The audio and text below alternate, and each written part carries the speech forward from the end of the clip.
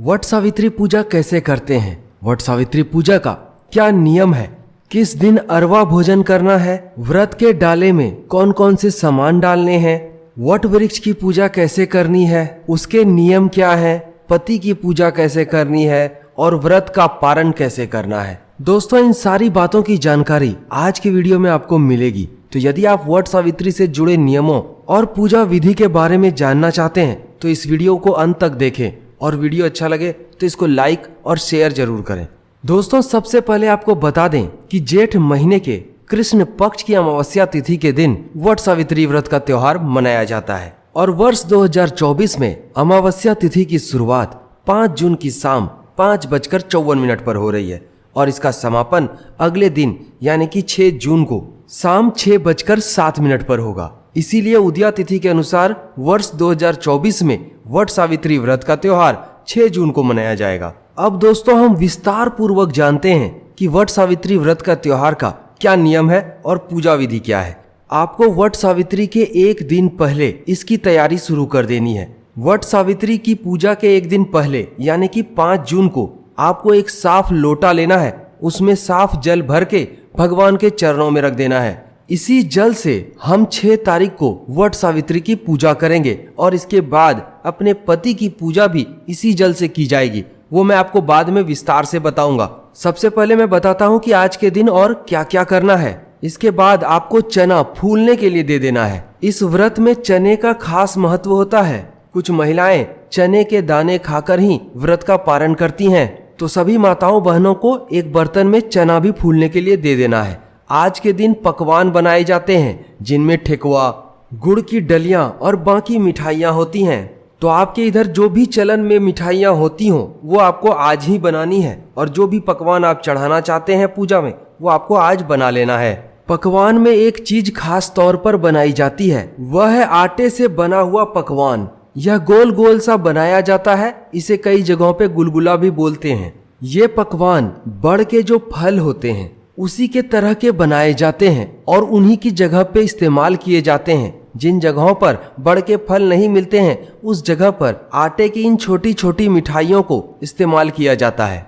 इस व्रत में आपको जरूरत पड़ेगी बांस के डलिया की और बांस के ही पंखे की। बांस का पंखा इसीलिए लिया जाता है क्योंकि बांस को वंश बढ़ाने वाला माना गया है। इसीलिए इस व्रत में बांस के डलिया, जिसको टोकरी भी बोलते हैं, उसका और पंखे का इस्तेमाल किया जाता है। इस पंखे को कई जगह पर बीना भी बोला जाता है। अब आपको अगले दिन यानी वट सावित्री की पूजा वाले दिन सुबह सूर्योदय के पहले उठना है। सबसे पहले भगवान सूर्य को जल देना है और व्रत को रखने का संकल्प लेना है। इस दिन महिलाएं 16 श्रृंगार करती हैं और दुल्हन की तरह तैयार होती हैं। श्रृंगार के भी कुछ नियम होते हैं, उसकी जानकारी मैंने पिछले वीडियो में दी है। यदि आपने अभी तक वो वीडियो नहीं देखा है तो उस वीडियो को जाकर देखें। 16 श्रृंगार करने के बाद आप जब तैयार हो जाएं तो अपने डलिये को तैयार करें। डलिये को तैयार करने के लिए सबसे पहले डलिये और अपने पंखे को अच्छे तरीके से पानी से धो लें। इसके बाद इसमें 5 सिंदूर का टीका लगाना है। यदि आप नारियल चढ़ा रहे हैं तो नारियल में भी 5 सिंदूर का टीका लगाना है। तो डलिया, बीना और नारियल सब में आपको 5-5 सिंदूर के टीके लगाने हैं। उसके बाद सबसे पहले डलिये में पान का पत्ता रखना है। उसके बाद सुपारी, अक्षत और बाकी जो मौसमी फल होते हैं उनको डालना है। पकवान भी जो आपने बनाए हैं उनको भी डाल देना है। खासकर जो चना आपने रखा था भिगोकर एक दिन पहले उसको भी इस डलिये में डाल देना है। दोस्तों, इसके अलावा कुछ पैसे भी डलिया में डाले जाते हैं। उसका यह नियम है कि यदि कोई चीज भूल चूक से छूट जाए चढ़ाने के लिए तो उसके एवज में यह रुपए डाल दिए जाते हैं। तो इस तरह से आपको अपना डलिया तैयार कर लेना है। डलिया तैयार होने के बाद आपको वट वृक्ष के पास जाना है। जो भी आपके घर के आसपास वट वृक्ष है वहां जाएं।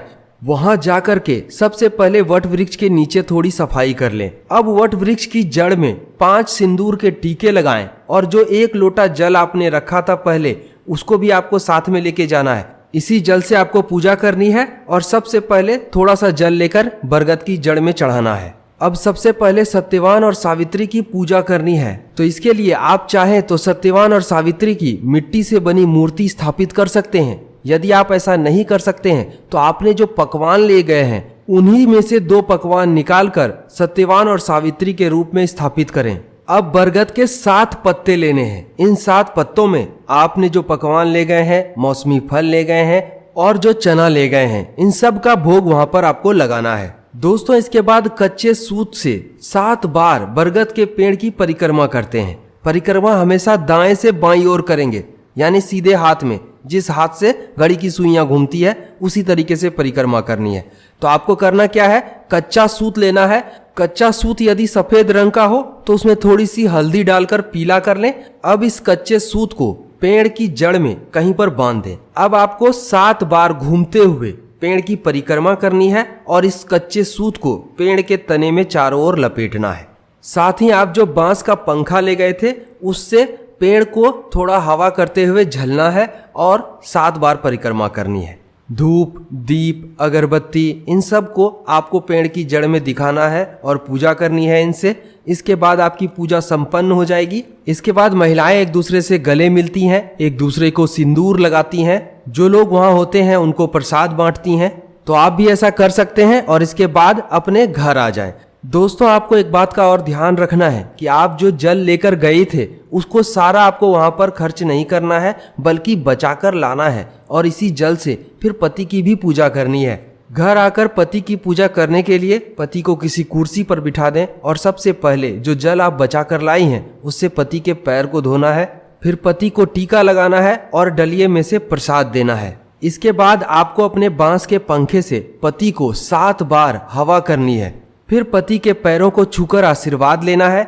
इसके बाद आप भी उस डलिये से प्रसाद लेकर खा सकते हैं और घर के सदस्यों को भी प्रसाद बांट सकते हैं। इसी के साथ आपका व्रत संपन्न हो जाता है। कुछ महिलाएं उस दिन भी अरवा भोजन ही करती हैं और अगले दिन जाकर व्रत का पारण करने के बाद जो नॉर्मल भोजन होता है वो करती हैं। आप चाहें तो दोनों में से कोई भी एक चीज कर सकती हैं। आप चाहें तो उस दिन भी भोजन कर सकते हैं, नहीं तो अरवा भोजन करें और अगले दिन फिर व्रत का पारण करें।